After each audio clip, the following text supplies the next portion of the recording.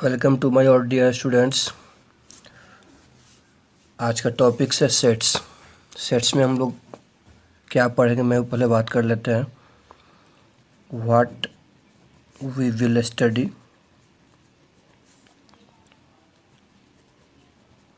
इसमें जो हम लोग को पढ़ना है, सबसे पहले मैं इंट्रोडक्शन दूंगा सेट्स के बारे में, कैसे इसका इन्वॉल्वमेंट हुआ, इम्पोर्टेंस क्या है इसका।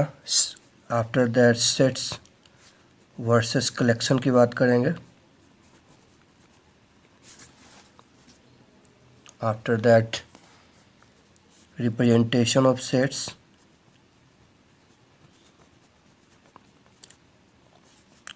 After that, types of sets,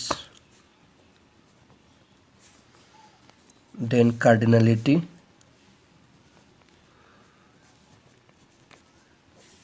after that subset, after that power set, then operation on set, operation on set, okay, and lastly the law of the set, laws of sets, okay। चलो, तो मैं सबसे पहला मेरा topic है introduction, okay. और एक मैं चीज़ और बता देना चाहता हूँ कि आपको क्लास 11th का और क्लास 12th का जितने भी टॉपिक्स है, आपको कंप्लीट यहाँ पे उसका जो इम्पोर्टेंट क्वेश्चन है वो यहाँ पे हम यहाँ पे कंप्लीट करेंगे। एंड जी मेंस के एडवांस में जितने भी क्वेश्चन पूछे जा चुके हैं उसका मैं यहाँ पे सॉल्यूशन दूंगा, ओके। सो आप इस चैनल को सब्सक्राइब कर सकते हैं, ओके। सो सबसे पहले टॉपिक बात करेंगे हम लोग सेट्स में इंट्रोडक्शन। जनरली इंट्रोडक्शन की बात किया है तो इसके बारे में हम लोग बात करते हैं कि इसका कैसे इन्वॉल्वमेंट हुआ। तो उसके पहले मैं थोड़ा सा ये बता देना चाहता हूँ कि सेट्स का इम्पोर्टेंस क्या है। सेट्स का इम्पोर्टेंस आप इतना ही मान सकते हो कि सेट्स जो है एक तरह से फंडामेंटल है हमारे 11th 12th जी मेंस के जितने भी टॉपिक्स है सबको समझने के लिए, ओके। दैट मीन्स कि आप इसका पोर्शन भी अगर देखते हो कि क्या क्या सिलेबस है इसका, तो सेट्स जो है आपका 11th में भी है, उसमें कुछ परसेंटेज रहता है इसमें जो आप इसकी तरह 12th के चीज़ों को समझ सकते हो। एंड जी मेंस में भी बहुत सारे क्वेश्चन पूछे जाते हैं, ओके। एडवांस में थोड़ा सा इससे कम रहता है, बट मेंस के एग्जाम में इसमें बहुत ज़्यादा क्वेश्चन पूछा जाता है। तो सबसे पहले बात करते हैं हम लोग इंट्रोडक्शन का। इंट्रोडक्शन में अगर बात किया जाए सबसे पहले, तो अगर देखा जाए तो अभी मैंने बताया कि फंडामेंटल आज जो हम लोग का जो मॉडर्न मैथमेटिक्स है प्रेजेंटली, तो अभी उसका जो फंडामेंटल पार्ट है वो सेट्स है। तो we can say that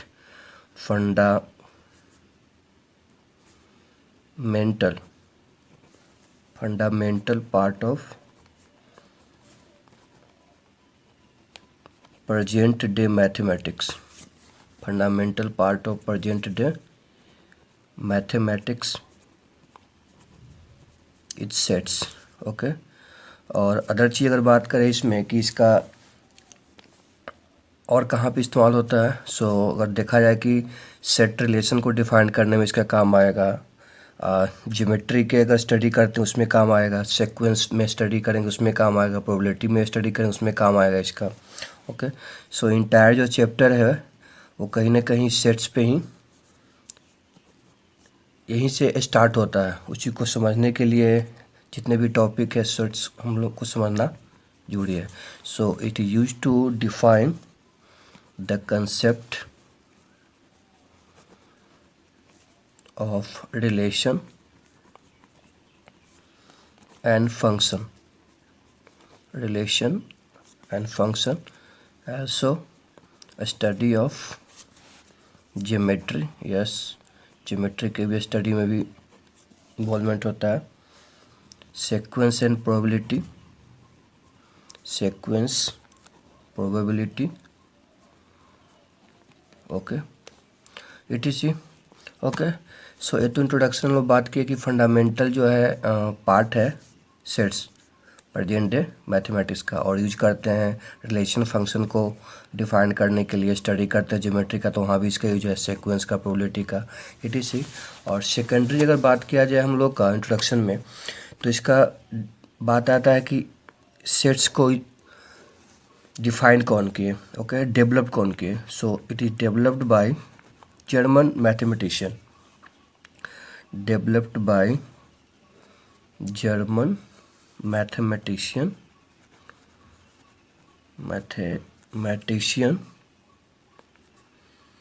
George canter. क्या नाम था इनका? GEORG, George canter. ओके, और 1845 टू 1918 के बात है। ओके, सो एक जर्मन मैथमेटिशियन जॉर्ज केंटर एक क्या किए थे, डेवलप कैसे किए थे, तो बेसिकली वो ट्रिगोनोमेट्रिक सीरीज के प्रॉब्लम को सॉल्व कर रहे थे, तो वहाँ पे उन्होंने सेट्स का इस्तेमाल किया था। So he use set while working on problems on trigonometric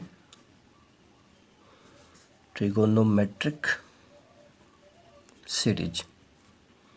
okay, so ये हम लोग का इंट्रोडक्शन था। इंट्रोडक्शन में देखे क्या कि मॉडर्न आज जो मैथमेटिक्स प्रेजेंटली जो है हम लोग का, उसका फंडामेंटल पार्ट सेट्स आपका है, इसको यूज करते हैं डिफाइन करने के लिए, relation function, study of geometry, sequence, probability.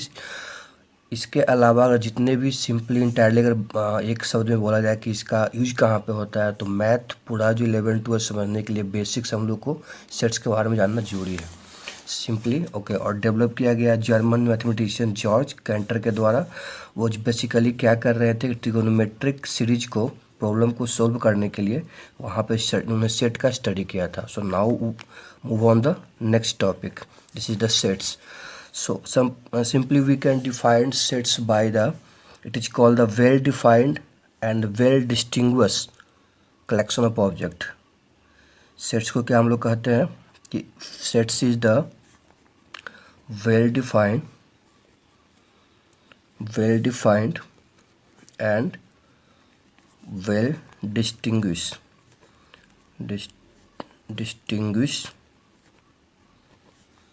collection of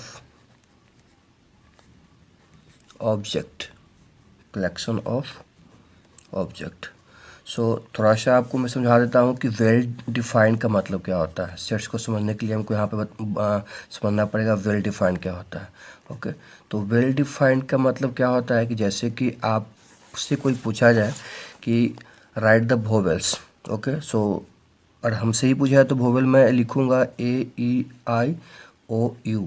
okay, तो 5 एलिमेंट ही आएगा। एलिमेंट सेट को इस तरीके से डिनोट करते हैं, हम आगे भी बात करते हैं। इसके अंदर के जो पार्ट्स, जो ऑब्जेक्ट है, जो उसको एलिमेंट या ऑब्जेक्ट कहा जाता है, एक ही चीज़ मान के चलेंगे यहाँ पे। सो यहाँ पे अगर वोवेल हमसे पूछा जाए, चाहे किसी भी पर्सन से पूछा जाए, तो सबका वैल्यू सेम ही आएगा। ऐसा नहीं कि सबका डिफरेंट आएगा। हो सकता है कि AEIOU की जगह पे कोई A, उसके बाद O, उसके बाद E और I लिखे, बट वो सबका वैल्यू 5 ही यहाँ पे नंबर ऑफ एलिमेंट्स यहाँ पे आएगा। सो यहाँ पे एक वेल डिफाइन ये का एग्जांपल एक हो गया कि सबके लिए वैल्यू वो सेम ही रहेगा, पर्सन टू पर्सन वेरी नहीं करेगा। सेकेंडरी अगर देखा जाए कि अगर कोई क्वेश्चन और है कि name the subject, example first हो गया, एग्जाम्पल सेकंड की बात करेंगे। Name the subject which study in mathematics study in CBSE class 10th। सबको पता कि 10th क्लास में उन्होंने क्या क्या सब्जेक्ट चूज किया था, physics, chemistry, math, okay, etc, bio. Okay, so सबका ये जो वैल्यू है, अगर डाटा जो देखा जाए तो सबका सेम ही आएगा, वेरी नहीं करेगा। This is also example of the well defined object. Okay, और जो वेल डिफाइंड ऑब्जेक्ट है वो आपका सेट्स के बारे में बताया कि वो सेट्स डेफिनेटली होगा। ओके, सेकेंडरी ईयर कोई और बात, कोई एक क्वेश्चन और पूछा जाए कि right the first 5 even number, सबको पता है first 5 even number first 5 even number, that is the 1 2 4. first 5 even number, 1 is the not even number, 2 4 6 8 and 10. Okay, ये जितने भी नंबर अभी एग्जाम्पल हम बताया थे तो आपका वेल डिफाइंड का डिफिनीशन हुआ, और जो वेल डिफाइंड होगा वो आपको सेट्स के बारे में बताएगा। तो यहाँ पे हम लोग समझ लिया कि वेल डिफाइंड का मीनिंग क्या है, यानी कि जो वेल डिफाइंड होगा कलेक्शन या ऑब्जेक्ट, ओके, वो आपका सेट्स के बारे में बताएगा। सेकेंडरी अगर यहाँ पे हम ये कहते हैं कि सेट्स को नहीं होगा, यानी सेट्स कोई भी अगर हमको डाटा दिया हुआ तो वो सेट्स नहीं है, तो कैसे पता चलेगा? तो उसे हम उसको जानने के लिए हमें जानना पड़ेगा कि नॉट वेल डिफाइंड का मतलब क्या होता है। नॉट वेल डिफाइंड का मतलब क्या होता है? तो नॉट वेल डिफाइंड की अगर बात किया जाए तो जैसे कोई पूछा जाए हमसे कि right the toughest subject, right the toughest subject, तो टफेस्ट सब्जेक्ट अगर किसी क्लास में स्टूडेंट से पूछा जाए तो नो डाउट बहुत सारे बच्चों को अलग अलग डाटा आएगा। किसी को फिजिक्स आ सकता है टफ है, किसी को मैथ आ सकता हो सकता है टफ है, किसी को बायोलॉजी टफ हो सकता है। Okay, it is so this is the note the well defined, that is the, ये सेट आपका नहीं होगा। जो वेल डिफाइंड कलेक्शन नहीं होगा वो सेट्स आपका नहीं होगा। क्यों नहीं होगा? क्योंकि इसका जो क्वेश्चन जो है टफेस्ट सब्जेक्ट सबके लिए सेम नहीं है, सबके लिए वो वेरी हो रहा है वैल्यू। ओके, नेक्स्ट इस तरीके से क्वेश्चन की बात करें कि एक और वेल डिफाइंड का मतलब क्या हो सकता है। अगर कोई हमसे पूछे write the top 10 player, okay, of the world, no doubt अगर मैं अपनी बात करूँगा तो मेरे लिए तेंदुलकर हो सकते हैं, विराट कोहली हो सकते हैं, धोनी हो सकते हैं, इट इज ही। बट किसी और पर्सन के लिए कुछ हो सकता है कि और भी वेरी करे। ओके, सो ये जो क्वेश्चन ये जो है आपका नॉट डिफाइंड, यानी कि वो इस तरीके से चीज़ जो वैल्यू जो है वो पर्सन टू पर्सन वेरी कर रहा है, तो वहाँ पे आपका वैल्यू क्या हो जाएगा, वहाँ पे सबके लिए वैल्यू सेम नहीं आ रहा है, तो इसलिए हम लोग कहते हैं कि वो नॉट वेल डिफाइंड, वो सेट नहीं होगा। Now we move on the next topic, that is the property of set, properties of sets. तो प्रॉपर्टी ऑफ सेट्स में अगर बात किया है तो सेट्स को हम लोग क्या करते हैं, इसमें हम लोग बात करेंगे क्या क्या इसका प्रॉपर्टी है। तो यानी कि सेट्स को हम लोग रिप्रेजेंट करते हैं कैपिटल लेटर के द्वारा। Sets can be represent, it's sets can be represent with capital letter, with with capital letter. Okay, like example की बात करते A X Y C it is C, okay, but वो capital में होगा। Next question की बात करें कि जितने भी सेट्स का एलिमेंट है, जितने भी एलिमेंट्स है सेट्स का, एलिमेंट के बारे में जैसे मान लिया कि कोई हमारे पास एक वॉवेल्स के बारे में बताया तो भी इक्वल टू क्या था हम लोग का ए ई आई ओ यू। ओके, तो ये सब एलिमेंट है, भी मैंने बताया था। और इसको ब्रैसेस बोलते हैं, यानी कर्ली ब्रैकेट। तो सेट्स को रिप्रेजेंट ऐसे करते हैं, जो आगे में भी बात करेंगे। तो बेसिकली हमें भी क्या जानना है कि जो एलिमेंट्स है, ओके, उसको हमेशा ब्रैसेस के इनसाइड ही राइट डाउन करेंगे। That is all the elements of a set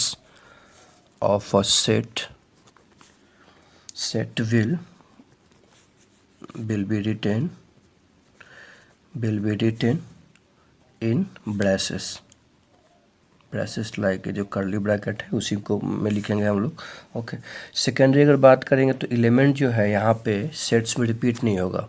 ऐसा करने का मतलब है कि जैसे मान ली कोई अगर x इक्वल टू कोई हमें यहाँ पे सेट्स दिया हुआ है कि 1 2 2 3 4, ओके, सो ऐसे लिखना आपको बिल्कुल गलत है, क्योंकि एलिमेंट यहाँ पे रिपीट हो रहा है। यानी कि यहाँ पे जो करेक्ट जो होगा 1 2 3 एंड 4 ही यहाँ पे लिखना सुटेबल होगा। ओके, यानी कि एलिमेंट जो होगा सेट्स में वो रिटन ब्रैस में लिख सकते हैं, बट वो हमें रिपीटेड नहीं होगा। यानी कि elements cannot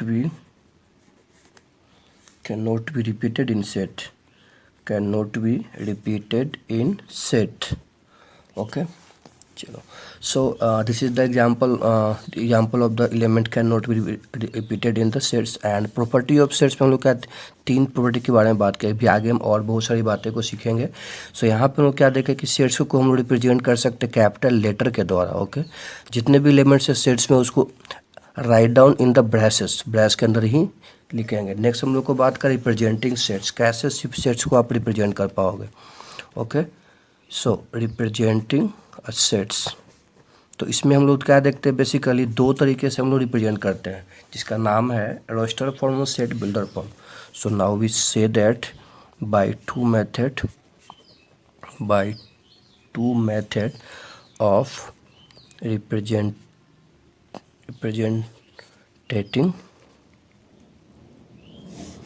representing a set. Okay, that is first is the roster form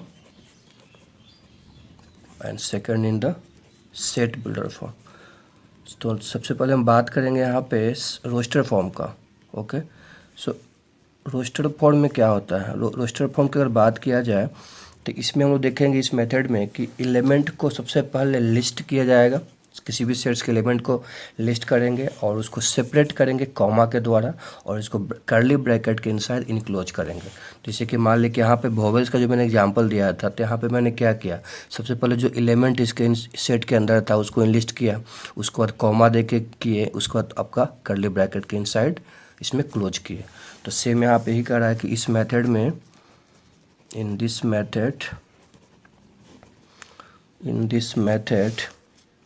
a set is described by listing element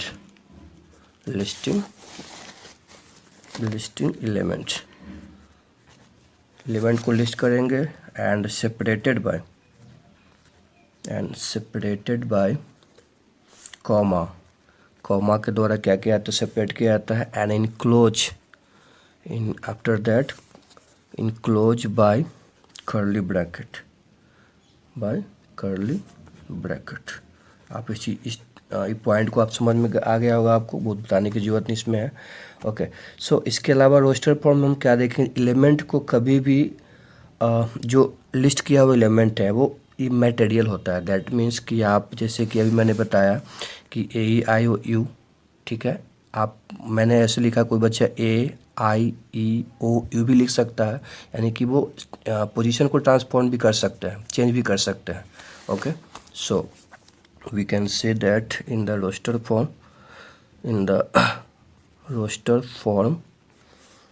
order in which element are listed is immaterial की ऑर्डर इसमें आपको importance नहीं है, यानी कि इसी के 1 3 so this is the if someone asks from the write the divisor of 42, तो 1 3 7, ओके, 21 सेकंड, कोई 6 भी यहाँ पे 6 भी है तो 6 यहाँ भी होना चाहिए था, बट यहाँ पे मैंने लिख दिया, उसको फ़र्क नहीं पड़ने वाला है। 14 42 it is it. Okay, so this is the something about the roster form. Okay, तो रोस्टर फॉर्म बेसिकली कुछ था नहीं। यहाँ पे हम लोग इस मेथड में क्या देखें कि जितने सबसे पहले कोई सेट्स के एलिमेंट को डिस्क्राइब करेंगे, लिस्ट करेंगे सबसे पहले, उसके बाद कॉमा के द्वारा उसको सेपरेट किया जाएगा और इनक्लोज करेंगे कर्ली ब्रैकेट में। नेक्स्ट हम बताएं क्या कि जो हमारा एलिमेंट्स है सेट्स के इनसाइड वो इमैटेरियल, नहीं कि उसका ऑर्डर इंपॉर्टेंस नहीं होता है। तो कुछ क्वेश्चन के यहाँ पे बात करेंगे जो NCERT में आपको दिया हुआ है। ओके, जो इम्पोर्टेंट मुझे अनुसार लगता है कि उसको आप कर सकते हो। ओके, सो क्वेश्चन यहाँ पे है, सबसे पहले यहाँ पे क्वेश्चन ये कह रहा है कि कोई हमारे पास CX सेट्स है, इस तरीके से है, इसको हम आगे बताएं कि इसका मीनिंग क्या होता है। इसको रीड किया जाता है x such that x, okay, is a 2 digit number such that the sum of the digit is 8, यानी कि हमें x एक ऐसा नंबर है जो 2 डिजिट का है। ओके, हमें इस 2 डिजिट का नंबर का ऐसा बताना है कि दोनों को सम करने पे हमें 8 आना चाहिए। ओके, तो no doubt we can write 1 अगर लेते हैं तो 7 होगा, 3 लेंगे तो 5 हो, सॉरी 3 लेंगे तो 5 होगा, 5 लेंगे तो 3 होगा, 7 लेंगे तो 1 होगा। ओके, 4 लेंगे तो 4 होगा, 6 लेंगे तो 2 होगा, 2 होगा एंड 6 भी हो सकता है। ओके, आप देख सकते हो कि दोनों को ऐड करने पे आपका 8 ही आंसर आ रहेगा। ओके, इसी तरीके से 8 होगा तो 0 होगा। ठीक है, इसी तरीके से नंबर में भी कुछ और हो सकता है, बट मैंने जितना था वो लिख चुका हूँ। 26, हाँ। ओके, सो नेक्स्ट क्वेश्चन की बात की ओर बढ़ेंगे। नेक्स्ट क्वेश्चन था हम लोग का कि